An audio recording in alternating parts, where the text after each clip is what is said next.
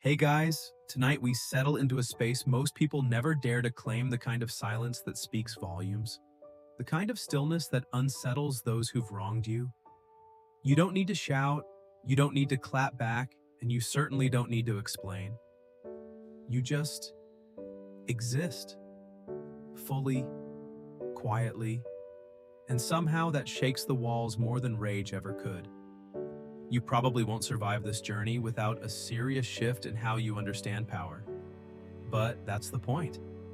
So before you get comfortable, take a moment to like the video and subscribe, but only if you genuinely enjoy what I do here. And while you're at it, drop your location and local time in the comments. I love seeing where and when you're tuning in from. Now dim the lights, maybe turn on a fan for that soft background hum, and let's ease into tonight's journey together. You're walking into a room filled with people, some of whom don't like you and you know it. They've whispered. They've rolled their eyes. Some of them have even tried to sabotage you quietly, of course, the way cowards tend to. But tonight, you're not here to call them out. You're here to exist in a way that makes their pettiness feel heavy in their mouths. You sit down, you don't fidget, you don't pretend to be distracted by your phone, you just sit, breathing slowly, eyes scanning the space like it belongs to you. And here's the wild thing they notice. Not because you said something, but because you didn't. The Stoics knew this power well. Marcus Aurelius, emperor of Rome and part-time philosopher, used to walk the palace halls without a single flourish. No pomp, no need to be adored. But make no mistake, everyone noticed him. Not because he forced it, but because his presence was undisturbed, like a mountain in a room full of leaves. Historians still argue whether his calm demeanor came from training temperament or sheer exhaustion from dealing with Roman politics. But what's clear is this: people fear what they can't read. And your quiet presence, it's unreadable. That's your advantage. There's something primal in the way humans respond to silence. It's ancient. Before language, before tools, there was the stare.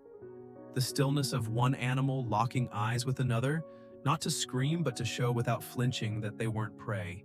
They were in danger, dressed in peace. You don't flinch either. Someone tries to bait you. A passive-aggressive comment, a sideways joke. You respond with a small, almost imperceptible smile. Not snarky, just amused. And that lands harder than any insult. Here's your first Stoic superpower: presence without performance. Most people enter a room with a need to be liked, to be seen, to be validated. But you arrive already full. You've got nothing to prove.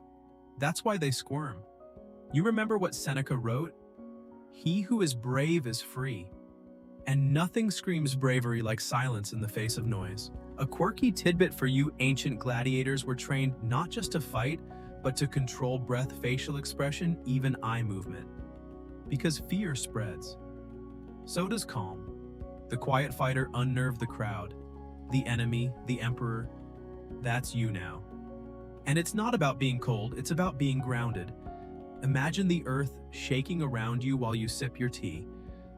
Imagine whispers flying and your heartbeat steady. Your enemy sees that and doesn't know what to do with it. They expect fire. They get still water. And still water, as they say, runs deep and drowns things quietly. So you walk down the hallway, shoulders loose, chin relaxed, like you've been practicing detachment in the mirror every morning. Not fake detachment, the real kind. The kind that says, you can not touch me because I no longer reach for you. The fear you inspire doesn't come from a threat. It comes from mystery. People fear what they can't categorize. Are you angry? Are you planning something? Are you already past them? Yes, all of the above. Remember that crocodile dung sunscreen from earlier episodes? The ancients used it seriously. And that's the lesson: just because something is loud or popular doesn't mean it's powerful. The world screams nonsense all day. You stay golden, quiet, stoic. So tonight you lean into that stillness. You realize your presence has weight. It shifts rooms, not because you ask it to, but because it simply does.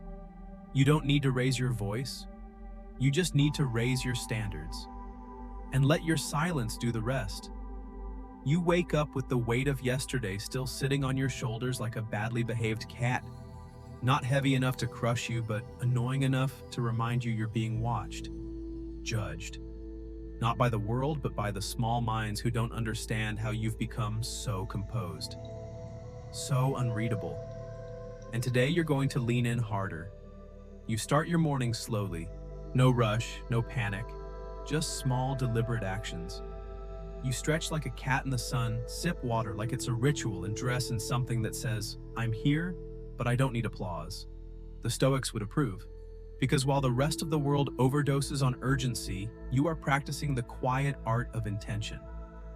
Marcus Aurelius once advised, if it is not right, do not do it. If it is not true, do not say it. You don't just follow that, you wear it like armor because nothing rattles your enemies more than your refusal to explain yourself. People expect a show, but you're off stage now. You've taken your performance off the grid. And what's left is a kind of presence that makes people uncomfortable. Not because it's hostile, but because it's unshakable. You walk into a meeting or pass by a familiar face and you don't lower your voice or adjust your energy. You stay in your lane, composed, precise, detached. And that drives your critics wild because nothing is more frustrating to someone who wants to provoke you than your refusal to be provoked. There's an old Stoic idea that fear doesn't come from the event. It comes from the interpretation of it. That someone can say the same thing to two different people and only one will lose sleep. You've decided you're not the sleepless one anymore. Historians still argue whether Stoics truly believed in emotional neutrality or if it was more about mastering emotional timing. Either way, you're tapping into that today. You feel your anger rise like steam, but you let it go. Not because you're weak, but because you're saving your fire for warmth, not war. And that's terrifying to your enemies, because they don't know what you'll do next. They know how to fight someone loud, but not someone still. They know how to counter shouting, but not silence. Your unpredictability isn't chaos, it's calm, and that's a kind of danger most aren't equipped for. You scroll past the posts, the passive-aggressive quotes, the messages with pointed omissions. You see them. You just don't respond. That's the game now. Let them write chapters in a book you no longer read. And here's the quirky tidbit for today. Roman emperors were obsessed with omens. Birds are flying left instead of right, the way smoke curled from a flame. Some of them believed silence before battle was a bad sign. You're the silence. You're the bad sign they should have read. It's not that you wish harm. Quite the opposite. You've just removed yourself from their reach, and that vacuum, the space you leave behind it, speaks louder than your presence ever did. So you start doing more things that they can't see. You invest in yourself behind closed doors. You read, you plan, you move, quietly. Your glow-up is not public, it's surgical. Surgical in the sense that it's precise, controlled, intentional. And when the results begin to show, there's no announcement, just surprise, confusion, and fear. You understand now making your enemies fear you isn't about intimidation, it's about evolution. It's about being so deep in your lane that they can't follow without changing themselves. And let's face it, they won't. Because they're too busy watching you, waiting for you to stumble. But you don't stumble, you glide. Remember the time they tried to embarrass you in front of others, you said nothing? And somehow that made you the winner. Because silence wielded properly is a blade they can't dodge. You carry yourself with the elegance of a ghost who chose to haunt only those who deserve it. That's your aura now. Unbothered, almost mythical. And every time they try to guess your next move, they realize you're already 5 moves ahead. Not by strategy, but by peace. The kind of peace that doesn't perform. The kind that doesn't need validation to exist. You no longer explain your boundaries. You love them. You no longer advertise your healing. You embody it, and that terrifies them more than any threat could. Because nothing shakes the insecure like watching someone glow in silence. So you keep walking. You keep drinking your tea. You keep moving without the need to convince anyone of your worth. And when they finally realize that you never needed them, they'll understand why they feared you all along. It's midday now, and the world feels louder than usual. Notifications, voices, traffic, all clawing for your attention.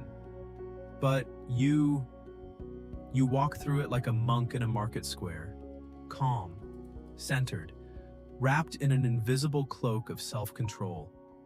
You're not being aloof, you're being sovereign. That's your true power. You've become ungovernable by the petty. You don't react to whispers, you don't flinch at shade. You've realized something that would make Epictetus smile. If it's not within your control, it's not your concern. And what's not your concern doesn't get your energy. Someone throws a sarcastic jab. You tilt your head and smile faintly like a noble watching a court jester. Because in your world now, silence isn't awkward, it's tactical. You let them wrestle with the discomfort they tried to give you. Your enemies start to notice that their tricks don't land. Their baited comments, their fake kindness, their performative apologies. They bounce off you like dull arrows hitting marble. And the worst part for them, you see through it all. You don't say it.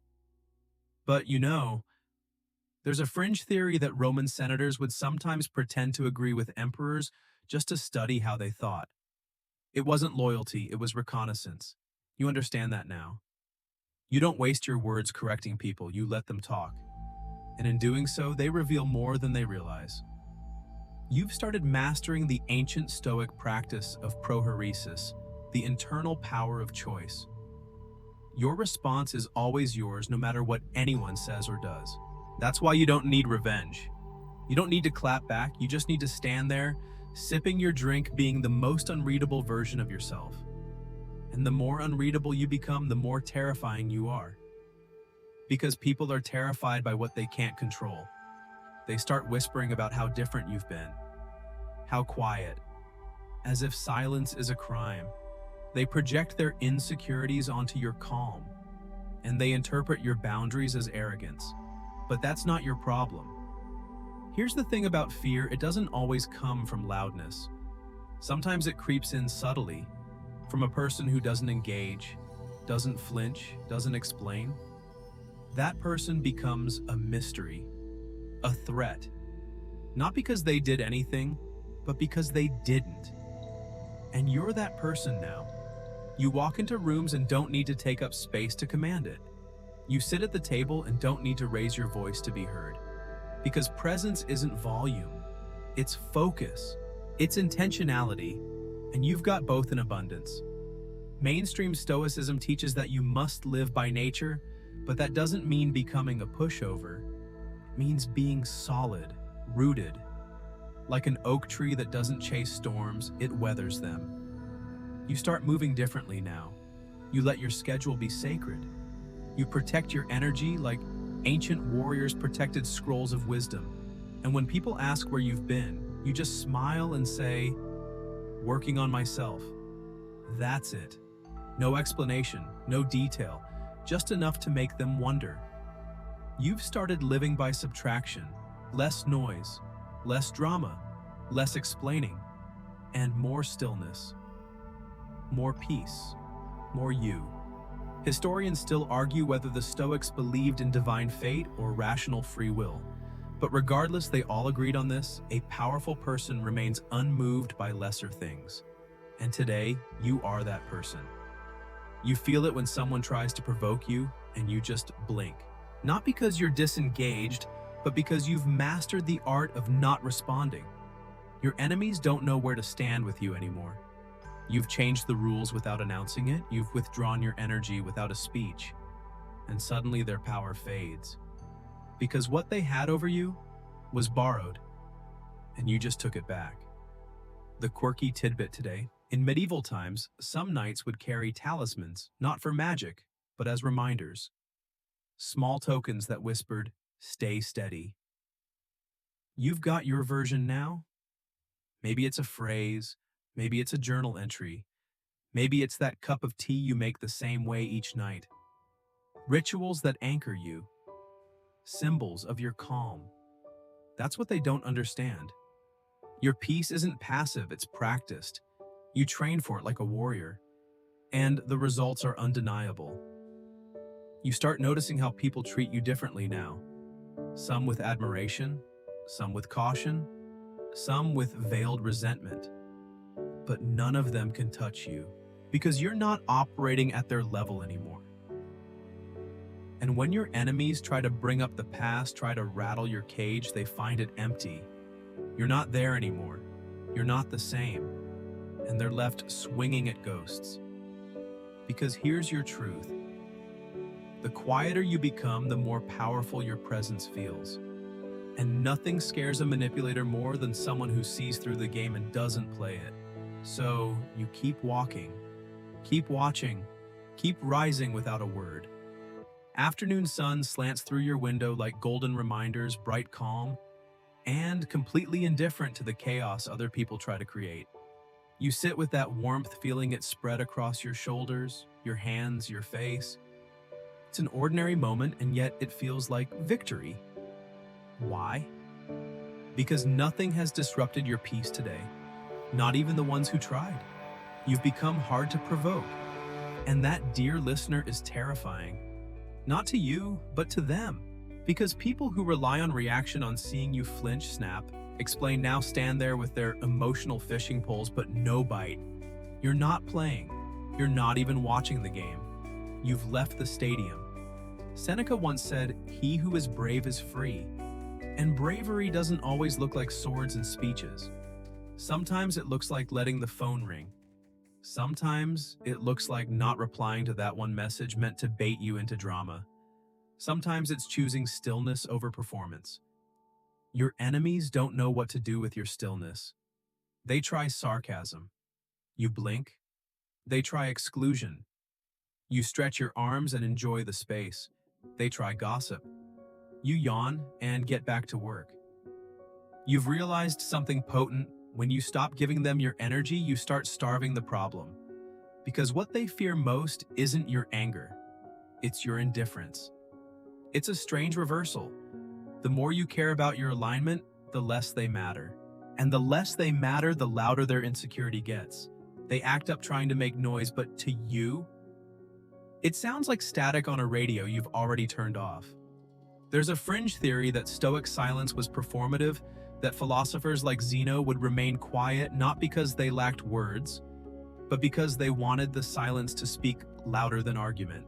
Modern scholars still argue about it. Was it humility or strategy? For you, it's both. You start mastering the art of quiet exits. Not the kind that burn bridges, but the kind that leave people wondering when you left. You step out of toxic conversations like mist. One day they wake up and realize you haven't been engaging for weeks. They send bait little comments, passive-aggressive texts, old inside jokes, but you don't bite. You've trained for this. You've grown immune to breadcrumbs. Because when you start operating with purpose, your presence becomes precious. It's no longer available on demand, and that alone makes them uncomfortable.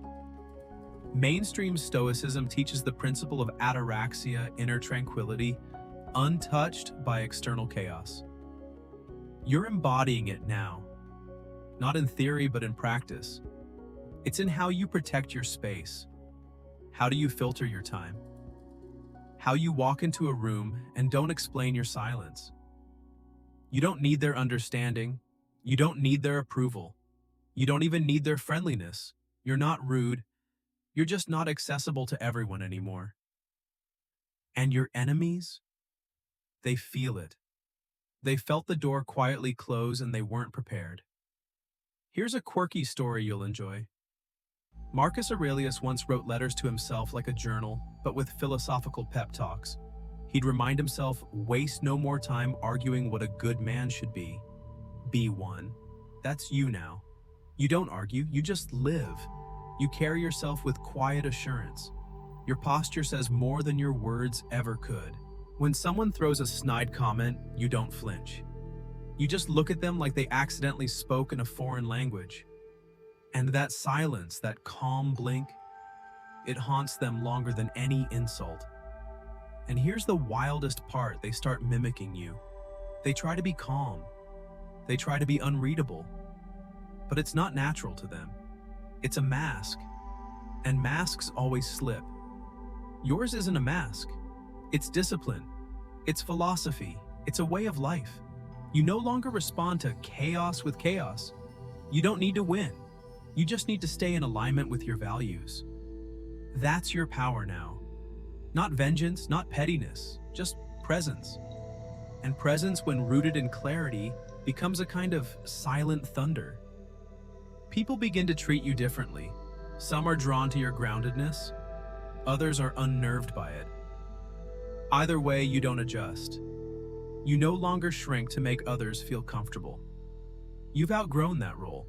Historians still argue whether Stoic thinkers believed in universal roles or self-determined destiny. But what matters now is this: you've chosen your role. Not as a victim, not as a pawn, but as someone who knows who they are and doesn't need applause for it. You go to bed that night, and it hits you. There's no urge to rehash old arguments in your head. No imaginary monologue, just stillness. You've stopped rehearsing pain that doesn't belong to you anymore, and that's what your enemies fear most. Not your strength, not your power, but your peace. Because peace is power they can't manipulate. It starts the next morning with something as small as a choice. You wake up and, without thinking, choose not to check their social media. Not because you're resisting, but because you honestly forget. That's the shift. Not fueled by rage or denial, just release.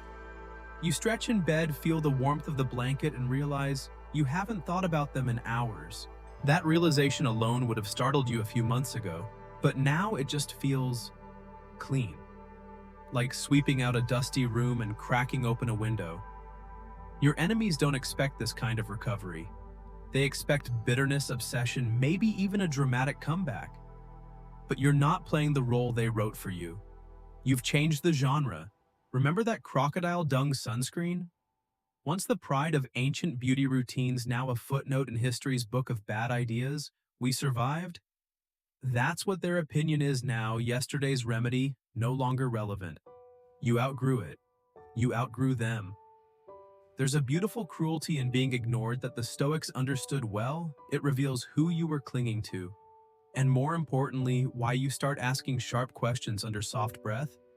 Was I looking for validation in the wrong hands? Was I addicted to their approval because I hadn't approved of myself yet? Oof. That one stings. But here's the twist. The sting doesn't linger anymore because you don't flinch at your flaws. You study them. You work with them like clay, sculpting them into something better. The Stoic philosophers called this oikeiosis, the process of aligning your nature with your reason. And today, you're closer to it than ever. You walk through your day like you've got a secret, not a scandal, a certainty, a knowing that doesn't need to be announced. And people pick up on it, even strangers. The barista pauses a moment longer before handing you your cup. A coworker compliments your calm. An old friend texts out of the blue just to say they were thinking of you.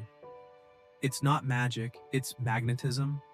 And it happens when your energy stops leaking into people who drain it. You've sealed the cracks. You spend your afternoon doing something mundane: laundry maybe. Folding clothes, aligning socks, and stacking things by color.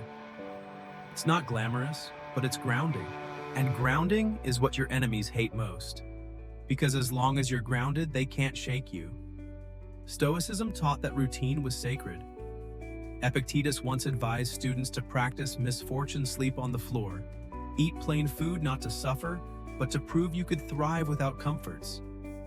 You're doing the modern version, detaching from drama, choosing silence, embracing small joys. And you're getting scarily good at it. Historians still argue whether Stoics practiced humility or just perfected detachment. But maybe they're the same thing. Maybe true power is the ability to walk away without fanfare, to grow in the shadows. To become so steady, so unfazed, that others stop seeing you as weak and start wondering how they ever underestimated you. You notice it in your posture now. Less slouched, more centered. You catch your reflection and don't cringe. You nod.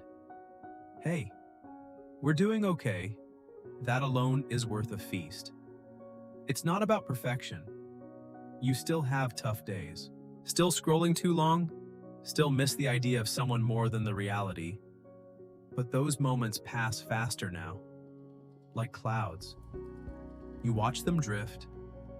You don't chase because you've realized something chillingly freeing. Not everyone is meant to understand you. And that's not your failure. It's their limit. The quirky tidbit tonight: ancient Stoics used to hold public lectures but never shouted. They believed wisdom should be spoken softly enough that only those truly listening would hear. That's your life now. You don't broadcast your wins, you whisper them to yourself while sipping tea. And when someone from your past tries to circle back, suddenly polite, subtly curious, you don't gloat. You don't punish. You smile like the librarian of your piece and say, "That section's closed." No bitterness, just boundaries. And that scares them more than rage ever could.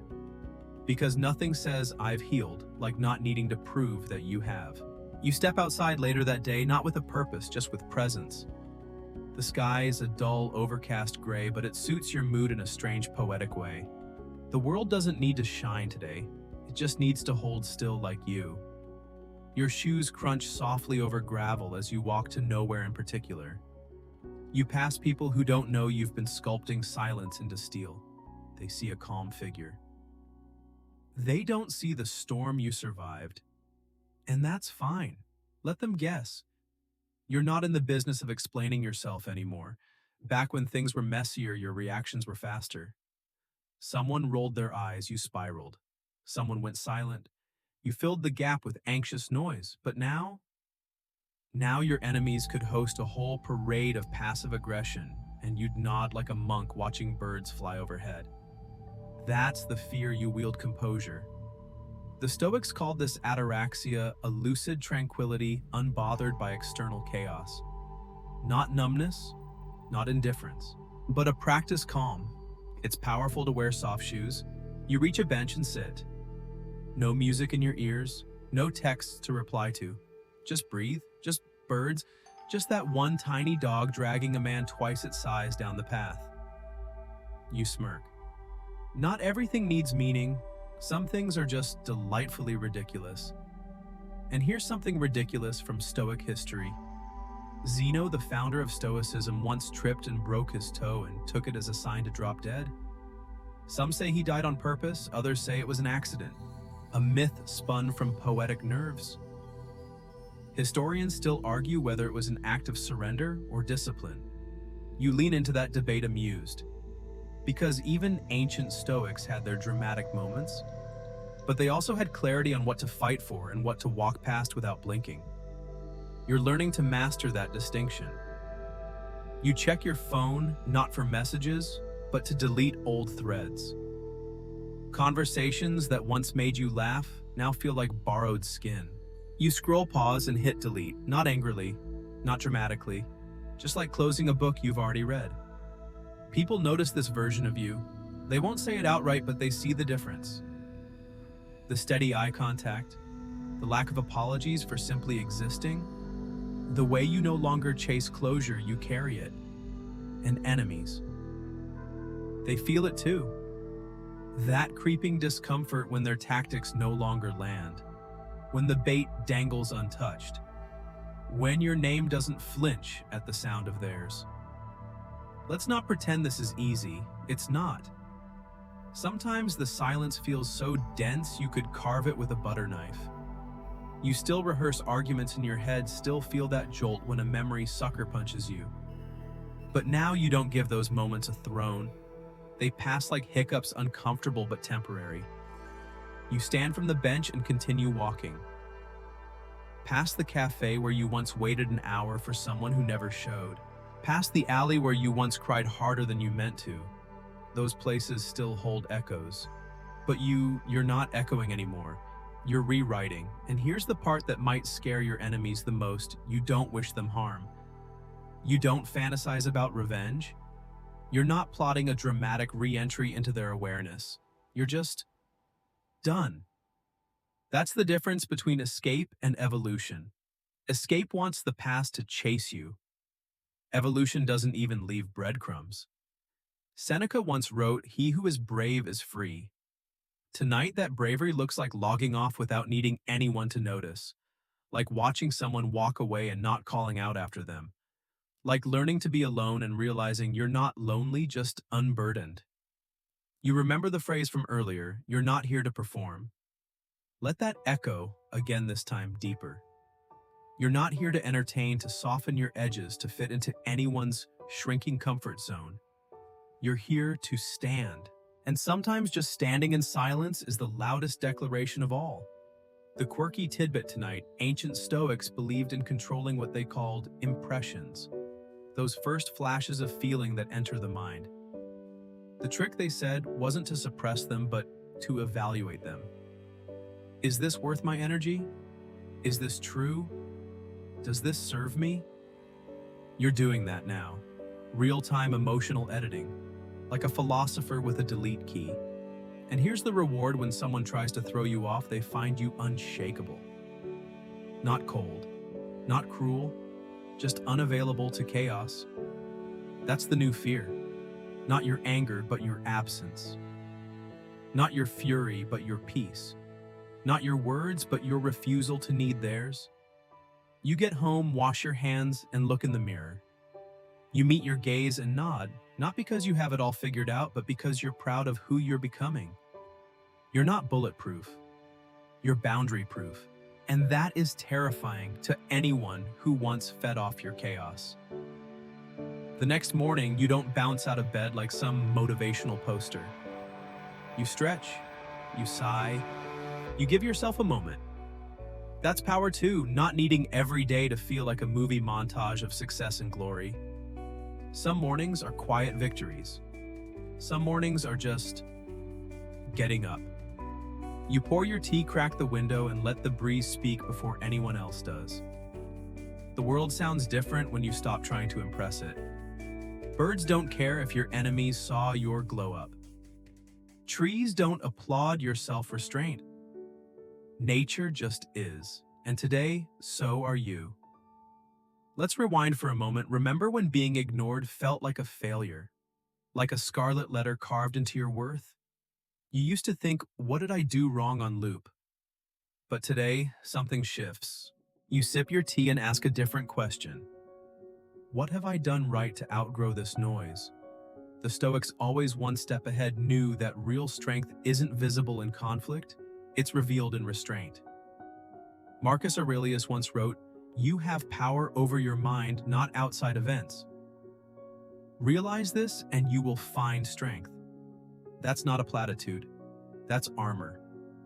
Your enemies, if we can still call them that, expect sparks. They expect the text, the rant, the Instagram post with just enough shade to stir the pot. But what they get instead is your stillness. That unnerves them. Because here's a secret nobody wants to admit: silence is louder when it's earned. You open your closet, reach for something comfortable, something simple. Not to impress, not to outshine, just to feel like you. Remember Cleanthes the Stoic who hauled water at night? He didn't care how he looked while carrying his buckets. He cared that the work got done. He knew the value of effort over ego. Funny detail, historians still argue whether Stoic simplicity was genuine humility or just another form of performative virtue. Were they really that modest, or did they just want to look like it? Either way, the message holds: let your life be your argument. Let your choices speak where words fail. You head out. The usual spots, the crosswalk, the coffee line, the hallway at work, they feel lighter today. Not because the people changed, but because you did. You stopped carrying the weight of needing to be understood by everyone. There's this one person, an old friend turned ice sculpture, who passes by. Their eyes flicker again, and you know they see it, that you're no longer reacting, no longer available for the tension. That stings them. Not because you're cruel, but because they've lost the ability to control your narrative. You stop assigning motive to their coldness. Maybe they're insecure. Maybe they're confused. Maybe they're just dealing with their tornado. Doesn't matter. Your story isn't about their weather anymore. You've built a shelter. A quirky tidbit. In ancient Rome, enemies didn't always fight with swords. Sometimes they'd use silence as warfare. Refusing to acknowledge someone was a social death blow. But the Stoics, they welcomed it. Seneca even called solitude a necessary teacher. Imagine that silence as strategy. You walk past a mirror shop window bathroom, it doesn't matter, and catch a glimpse of yourself. It's not vanity, it's recognition. You see yourself now, not as someone trying to please the world, but as someone finally worth their attention. Remember that inner courtroom from earlier episodes, the one where you used to be both the defendant and the prosecution. It's empty now, case dismissed. You've stopped putting yourself on trial just because someone else couldn't love you properly. And that right there is your power. Enemies operate best when you're insecure, reactive, and distracted. But when you become self-assured, quiet, and intentional, they lose their grip. You've stopped feeding the fire, and now they're left with smoke and silence. One last thought before you wrap up today's errands or drift off to sleep. This journey isn't about becoming untouchable. It's about becoming unshakable. There's a difference. One is defense, the other is peace. You don't walk around like a fortress. You walk around like a field. Open, calm, not afraid of what steps across it. That's how you make enemies fear you. Not by force, not by fury, but by flourishing where they hoped you'd fall. So tonight, if you catch yourself wondering, why aren't they watching me anymore? Flip it. Ask, why did I ever need them? To let go of needing a reaction to validate your growth. Let your peace be the echo. Because true fear in the eyes of an enemy is realizing you've outgrown needing them at all. The next evening rolls in without fanfare. No dramatic skies. Just a quiet gradient of dusk settling like silk across your window pane. You light a candle not because the power's out, but because you want softness. There's something sacred about light that doesn't beg to be noticed. You sit in your chair cross-legged, not quite meditating, not quite thinking, just being. And that alone is enough to confuse the people who once tried to rattle you. See, they expect chaos in your silence, but all they find is still water. And that's terrifying to those who depend on ripples. The Stoics knew this well. They trained not for applause, but for alignment. Epictetus, once mocked for his limp and his lack of title, became a fortress of inner calm. He said, if someone succeeds in provoking you, realize that your mind is complicit in the provocation. Ouch. He didn't even soften the blow. And that's your lesson tonight. Don't co-author your irritation. Just because someone left you hanging doesn't mean you have to hang there too. Cut the rope. Walk on. A quirky detail floats in. Did you know the ancient Stoics sometimes practiced voluntary discomfort? They'd go a day without food or wear ragged clothes not to punish themselves, but to prove they could handle less. Not because they had to, because they chose to. That way, when real hardship arrived, they weren't caught off guard, they were already acquainted.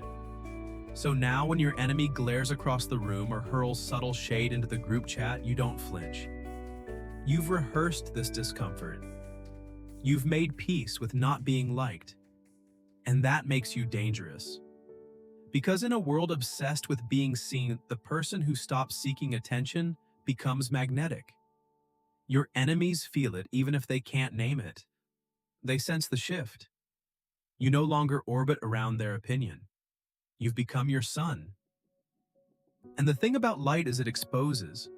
You recall that one person who used to always interrupt you, correct you, and minimize you. They don't do that anymore. Not because you confronted them, but because you stopped shrinking. Your very presence now feels inconvenient. That's power. Historians still argue whether Stoicism encouraged quiet resistance or passive endurance. Were they rebels or just really chill philosophers? The debate continues, but what's clear is this: they didn't seek dominance. They sought freedom from anger, from ego, from dependency on the whims of others. So ask yourself tonight in the hush of your room, where have I given away my peace for the illusion of approval? And then gently take it back. It's in how you respond to provocations, or don't. It's in how you carry yourself through spaces that once made you anxious. It's a fact that you no longer need to post the perfect quote to get the last word. You've become fluent in the language of restraint. And here's the beautiful irony: your silence isn't empty. It's composed. Like a symphony that chooses when to crescendo and when to rest. You grab your journal and jot down 3 wins from the day. Not career wins, not social media milestones, just real moments you didn't react, you stayed kind, you chose calm. That's progress the world doesn't clap for, but your soul does. You're redefining what it means to win against someone. Not to destroy them, but to stop needing to. To detach from the dance of ego. To unhook your worth from their opinion. To flourish quietly beyond their reach. And here's something cheeky to hold on to if they're still watching you in silence. Congratulations, you've become their curriculum. You're the lesson they didn't sign up for but desperately need. Let them watch. Let them wonder how you healed without closure, grew without validation, and smiled without revenge. Because nothing scares an enemy more than seeing you happy when they were betting on your collapse. Tonight, you light that second candle, not because one wasn't enough, but because this glow is yours. Not for performance, not for protest, just presence. You've mastered the art of intimidating without threat, winning without battle, and walking away without noise. And that's what they fear most. 9. The next day, you step outside with no armor, no script, no agenda, just presence. And yet you carry something heavier than steel, your unshakable calm. People feel it before they hear it. That's the secret. Power, when it's real, doesn't announce itself. You walk into the same spaces where they once underestimated you. The same corridors, the same cafes, the same hushed office corners. But now the air around you carries a different weight. It's not arrogance, it's composure. And that confuses them more than if you had shown up yelling. Because let's be honest, rage is predictable. Desperation is familiar. But silence, dignified silence, that messes with people. The Stoics had a phrase for this: euthymia. It means a kind of inner serenity that doesn't get shaken by chaos around you. Seneca said, "The greatest blessing of mankind is within us and our reach." He wasn't being poetic, he was being tactical. And you figured out the move. You've realized the loudest presence in a room is often the one saying nothing, just watching being. Here's a little-known Stoic quirk. They practice premeditatio malorum, visualizing worst-case scenarios not to live in fear, but to train themselves emotionally. What if you get betrayed? What if you're misjudged? What if people leave? Okay. So what? You've rehearsed the fall so many times it no longer scares you. That's what makes you threatening. Your enemies fear you now because they can't destabilize you. They throw shade, you stay lit. They ghost, you glow. They whisper, you walk. And maybe the real flex is that you've stopped needing revenge. Not because you've forgiven too fast, but because you're too focused to be distracted. You're building something, an inner citadel. Tall, quiet, impenetrable. Historians still argue whether Stoics sought to dominate their emotions or harmonize with them. Was it suppression or mastery? No one agrees. But what's clear is this: they didn't deny the storm, they just refused to drown in it. You take a seat at the back of the room. You don't need the spotlight. You've become the quiet gravitational pull others orbit without even realizing. Some are drawn in curious. Others are repelled, intimidated. Both reactions say more about them than you. And you're too busy living well. Drinking your tea, stretching your body, paying attention to small joys because this is the revolution they didn't expect. Your enemies anticipated retaliation. What they got was reinvention. It's disarming. They insulted you, expected a fight. Instead, you leveled up. They excluded you, expected you to beg. Instead, you built your table. They disrespected you, expected you to shrink. Instead, you expanded. And now, they whisper your name with unease. Because power that doesn't beg to be recognized is always unsettling. You step into your day like a monk wrapped in armor you can't see woven, not of metal, but of restraint, intention, and detachment. That's the kind of strength you don't post about, but everyone feels. You've mastered the art of the subtle stare, the silent boundary, the graceful number. And let's not forget the legendary move of leaving without slamming the door. You recall Marcus Aurelius, again calm on the battlefield, kind in judgment, ruthless only in self-examination. He never needed to crush his enemies. He just lived so well they couldn't keep up. And neither can yours. Because now your power isn't improving anything. It's the fact that you don't have to. You don't explain. You don't defend. You don't chase. You just are, and that's enough to unnerve anyone who once relied on your insecurity. Tonight, as you wind down, you glance in the mirror, not to check how you look, but to witness who you've become. That soft steadiness behind your eyes, that's not detachment, that's discipline. You've stopped seeking closure from people who only offered chaos. You've stopped hoping for apologies from those who thrive on silence. You've stopped giving energy to those who subtract from your peace. And if your enemies still wonder why they no longer have access to your world, let them wonder. Your job isn't to clarify, it's to continue.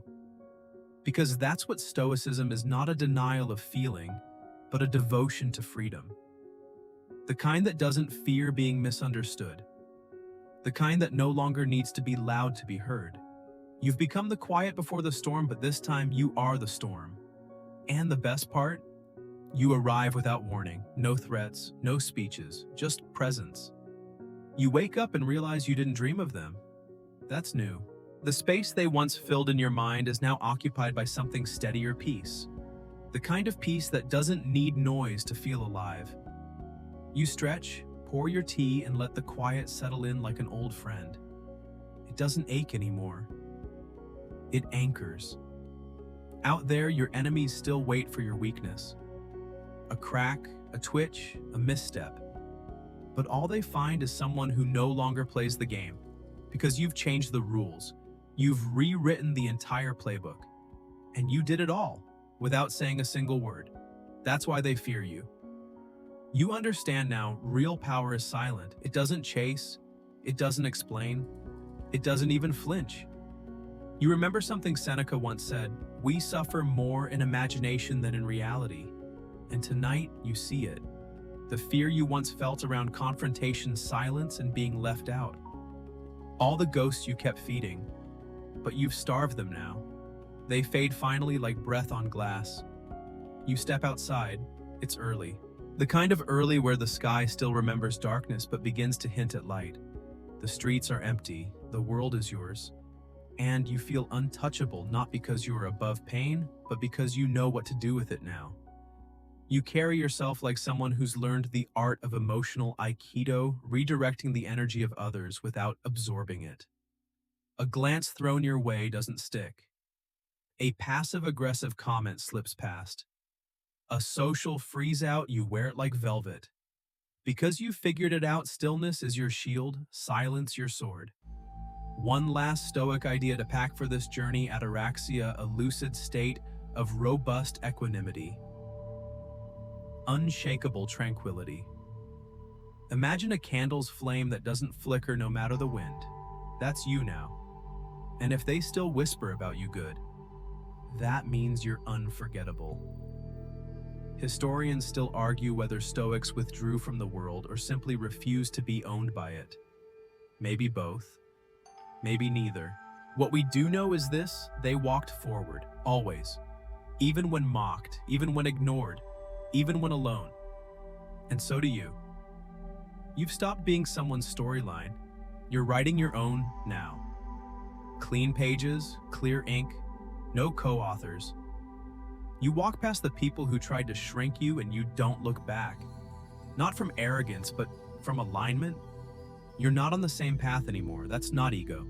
That's evolution. Tonight you light a candle not to cast away shadows, but to honor the light you've cultivated in yourself. Small, steady, unbothered. Your enemies never saw it coming. They expected rage. You gave them stillness. They expected a breakdown. You gave them boundaries. They expected revenge. You gave them an absence. And in that absence, you became undeniable. You aren't feared because you're loud. You're feared because you're whole. Because you don't flinch anymore. Because your silence, once mistaken for defeat, was a strategy. Now you move through rooms like smoke, graceful, untouchable, leaving a trace they can't explain but can't ignore. You've stopped auditioning for the parts they wrote for you. You've written your script. One with fewer words, fewer explanations, and infinitely more presence. That's how you win without a single outburst. That's how you make your enemies tremble. And as the night falls around you, you feel no urge to justify, to reach out to clear the air. You're the air now. And in your silence, you've become the loudest force they'll never understand. The room softens, and so does your breath. The light fades into the corners. The tea cools in your cup. You no longer feel the pull to explain the ache to be understood. You've given yourself the rarest of all gifts, detachment without bitterness. Your shoulders relax. The night hums low around you. You can hear the rhythm of your heart and the slow sigh of your lungs. And that's enough. You're enough. Let them say what they will. Let them wonder. Let them watch. You've outgrown the noise. You've outgrown the performance. You're not here to be decoded. You're here to rest. Close your eyes, dear listener. Let the stillness hold you. Let the silence stretch soft and holy. You've walked a long road back to yourself. And now you sleep like someone who knows exactly who they are.